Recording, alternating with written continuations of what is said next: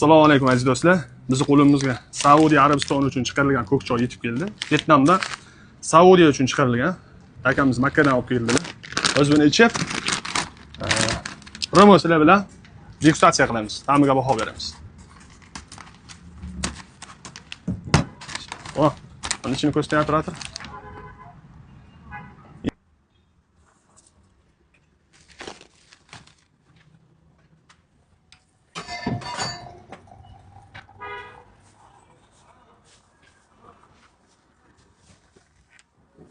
Mana 2 minut dam yeyishini ko'ramiz o'zi. Choyimiz mana 2-3 minutdan ko'proq turdi. 10 minut o'sha. Yaxshigina rangi ham chiqdi. Ko'rib turibsizlar, yaqinroq ko'rsating operator, yaproqlari katta-katta.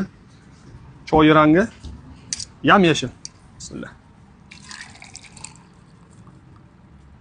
Mana hammasini qarang. Ozgina so'ladi. Choy ko'rishingiz mumkin, lekin haqiqiy reklamadagi yam-yashil choylardan ekan. Bismillah, o'zi buni ichib bahosini beramiz.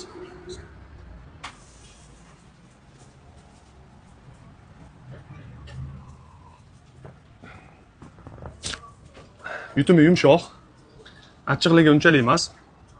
Rosa katta lechadan choy ekan.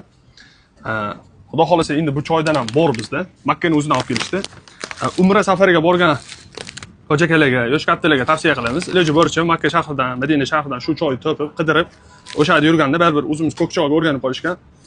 Bo'lib hamki, issiqda rosa ko'k choy ichishlik arablar uchun chiqarilgan Vyetnamdan chiqqan choy ekan. Sifati ancha yaxshi. Loqayligi deyarli yo'q. Choy yaproqlari katta-katta, butun yaproq.